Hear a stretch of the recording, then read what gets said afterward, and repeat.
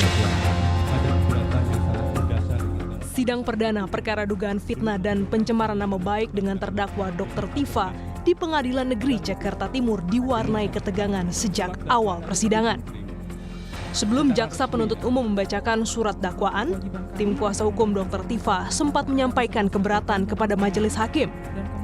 Perdebatan pendapat pun terjadi antara tim kuasa hukum Dr. Tifa dengan jaksa sebelum majelis hakim melanjutkan sidang dengan agenda pembacaan dakwaan.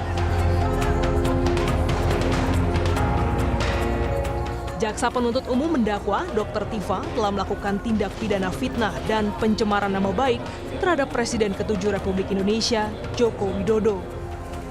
Jaksa menilai sejumlah unggahan di media sosial milik terdakwa telah menyerang kehormatan dan nama baik Jokowi.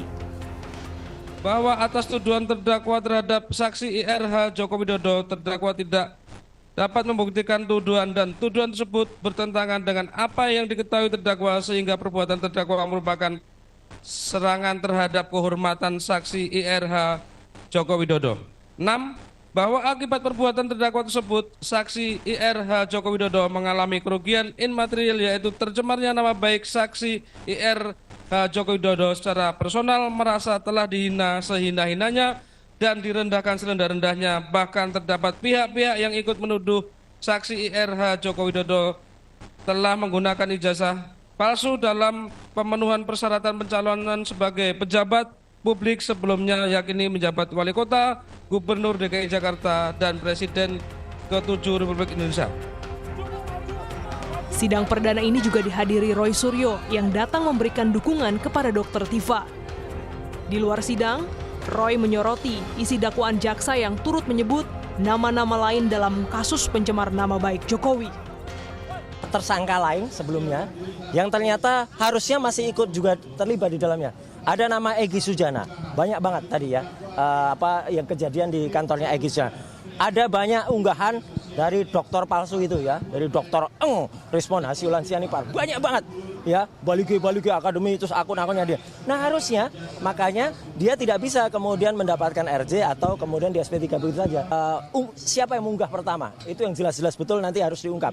Tidak ada nama Dian Sandi yang saya dengar tadi, ya padahal itu jelas betul unggahan atau analisis Dr. Tifa yang bisa melihat perbedaan antara dua mata dan sebagainya. Itu jelas-jelas itu keahliannya. Dan itu dia dihasilkan dari apa? Dari analisis dia terhadap unggahan Dian Sandi. Usai sidang, Dr. Tifa menyatakan belum puas dengan materi dakwaan yang dibacakan jaksa. Tifa tetap berpendirian bahwa pernyataan yang ia sampaikan selama ini merupakan hasil penelitian yang menurutnya didasarkan pada keilmuan di bidang anatomi morfologi. Untuk itu, Dr. Tifa meminta agar ijazah asli Jokowi dihadirkan ke persidangan. Pertama adalah berkaitan dengan ilmu saya, ilmu anatomi morfologi, tentang bagaimana saya melihat dari dokumen yang beredar atau benda digital yang beredar di internet, yang banyak orang mengatakan itu sebagai ijazah Joko Widodo. Di situ saya menyoroti hanya satu hal yang menjadi domain saya, yaitu foto, ya. Karena itu saya menggunakan ilmu saya, anatomi morfologi, untuk memberikan penjelasan. Ya, kalau memang penjelasan ini harus dikomparasikan dengan ijazah asli, maka munculkan ijazah asli itu. Menanggapi dinamika persidangan, tim kuasa hukum Jokowi menyatakan perbedaan pendapat dalam ruang sidang merupakan hal yang wajar. Pihak kuasa hukum juga menegaskan Jokowi siap hadir langsung dalam persidangan. Bahkan Jokowi disebut siap menunjukkan bukti fisik ijazah aslinya di hadapan majelis hakim. Kemarin kami juga baru bertemu langsung dengan Pak Jokowi juga dan beliau menyatakan siap untuk hadir, tentunya untuk merupakan penghormatan beliau dapat menunjukkan ijazahnya di forum yang sangat terhormat ini dan forum yang valid. Hadir langsung di persidangan? Iya, hadir, akan hadir. Jadi Pak Jokowi memastikan akan membawa ijazah aslinya ya ke persidangan? Iya, sesuai yang sudah saya sampaikan.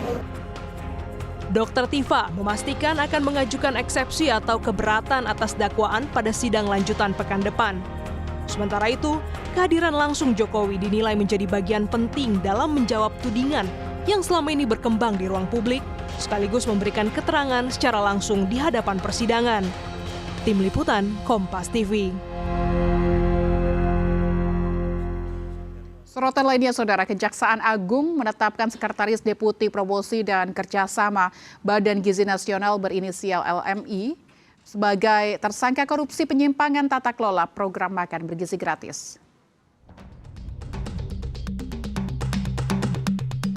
Kejaksaan Agung menetapkan oknum polisi berinisial LMI sebagai tersangka korupsi penyimpangan tata kelola program makan bergizi gratis.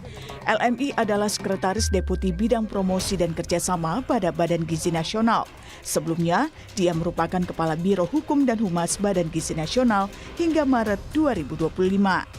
Kejagung bilang LMI meminta saksi YCS dan RD untuk mendirikan satu perusahaan dengan tujuan untuk melakukan penjualan alat food tray kepada calon mitra SPPG dengan harga yang sudah ditentukan tersangka. Tersangka telah ditahan di Rutan Salemba Cabang Kejaksaan Negeri Jakarta Selatan dan dikenakan pasal 12A huruf B dan E Undang-Undang Tipikor Nomor 1 Tahun 2023. Kami menetapkan satu orang tersangka lagi, yaitu saudara LMI. Ini menjabat selaku Kepala Biro Hukum dan Humas BGN itu sampai Maret 2025 dan saat ini selaku Sekretaris Deputi Bidang Promosi dan Kerjasama pada BGN. Terkait dengan LMI ini, apakah benar Pak itu dari jabatan kepolisian juga Pak? Maksudnya? Dia polisi juga gitu Pak? Iya, betul. Oke. Ya, tapi menjabat di BGN ya. Iya. Pak. Ya. Kami menemukan adanya keterlibatan oknum TNI aktif ya di sini yang menjabat selaku Sekretaris Deputi Bidang Penyediaan dan Penyaluran BGN dan juga selaku pejabat membuat komitmen atau PPK dalam pengadaan barang jasa, ya, terutama pengadaan sepeda motor. Keterlibatan oknum polisi dalam korupsi MBG disoroti peneliti Pusat Kajian Anti Korupsi Universitas Gadjah Mada, Zainur Rohman. Menurutnya, menempatkan polisi aktif dalam struktur lembaga negara berpotensi disalahgunakan hingga bisa memicu korupsi. Justru problem yang jauh lebih besar adalah harusnya publik bertanya, kok bisa-bisanya ini TNI, Polri duduk dalam jabatan-jabatan di BGN? Apakah ini tidak semakin membuktikan bahwa penempatan penugasan personel-personel TNI Polri di luar struktur yang tidak terkait dengan tupoksi mereka itu sangat kontraproduktif. Apalagi ketika struktur-struktur tersebut kemudian dalam tanda kutip basah gitu ya. Potensi abuse of power-nya sangat tinggi. Ya memang polisi bukan militer ya, tetapi polisi itu pegang senjata loh. Polisi adalah alat negara. Statusnya aparat begitu ya. TNI. Betul Mbak Briska. Nah ini yang harusnya kita bahas gitu ya. Apalagi kan kemarin sudah ada perubahan undang-undang yang tidak memperhatikan saran-saran masukan aspirasi dari publik ya, baik undang-undang TNI maupun undang-undang Polri, di mana masih dimungkinkan bagi mereka untuk menduduki posisi-posisi di luar struktur yang aturannya sangat longgar, sangat fleksibel gitu ya. Selain menetapkan seorang polisi aktif menjadi tersangka, Kejaksaan Agung juga menemukan keterlibatan oknum anggota TNI dalam korupsi MBG. Oknum berinisial BU yang merupakan Sekretaris Bidang Penyediaan dan Penyaluran BGN berperan mengatur dan menggelembungkan harga dan pengarahan untuk pemilihan penyedia sepeda motor. Kejagung akan bekerja sama dengan penyidik dari militer untuk penanganan kasus ini. Tim Liputan, Kompas TV.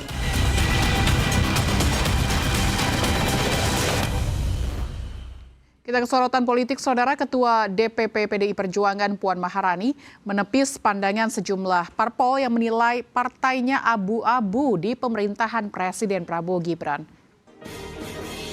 Usai rapat paripurna di Kompleks Parlemen Senayan, Jakarta, Ketua DPP PDI Perjuangan Puan Maharani menegaskan posisi PDI Perjuangan jelas. Sebelumnya, sejumlah parpol menyoroti posisi PDI Perjuangan sebagai partai penyeimbang yang dinilai abu-abu.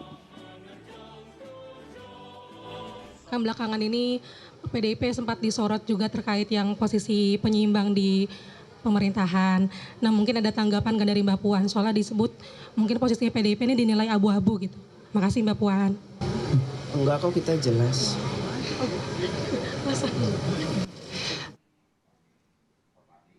Ketua Umum Partai Demokrat Agus Harimurti Yudhoyono angkat bicara soal posisi politik PDIP yang dinilai abu-abu. AHY menyebut Partai Demokrat menghormati sikap dan kepentingan politik setiap parpol. Namun AHY mengingatkan semua pihak agar mengutamakan kepentingan nasional di atas kepentingan partisan. Tahun 2026 menuju 2029 juga masih agak lama, jadi saya menghormati semua partai politik yang memiliki sikap dan pandangan tertentu. Semua punya agenda, semua punya kepentingan, tapi marilah kita meletakkan kepentingan bersama dan nasional kita di atas kepentingan partisan. Jadi oposisi tentu punya kepentingan memberikan pandangan-pandangan, bahkan kritik, tapi ya tentunya harus konstruktif, harus juga dengan solusi, tidak boleh kemudian memecah belah bangsa, tidak boleh juga mendiskreditkan seolah-olah semuanya salah. Sementara Wakil Ketua Umum DPP PKB Jazilul Fawait minta PDIP secara tegas menentukan sikap politiknya alias tidak abu-abu terhadap pemerintahan Presiden Prabowo Subianto. Jazilul menyebut barisan parpol pendukung pemerintah menghormati semua pendapat. Jazilul menekankan kesan posisi politik PDIP yang tidak tegas. Jangan abu-abu sikapnya. Selama ini kan kita ataupun yang ada di barisan pemerintah ini kan menghormati semua pendapat dari yang lain. Tapi kalau ada kesan mengganggu itu tidak baik karena selama ini memang ada kesan gitu di sana dan di sini belum tegas posisinya gitu. Penyeimbang kayak apa itu nggak paham. Kompas Siang masih akan segera kembali saudara dengan sejumlah informasi lainnya. Pesta Kesenian Bali tak hanya menjadi ajang menampilkan seni dan budaya, namun juga menjadi etalase bagi produk usaha mikro, kecil, dan menengah atau UMKM lokal.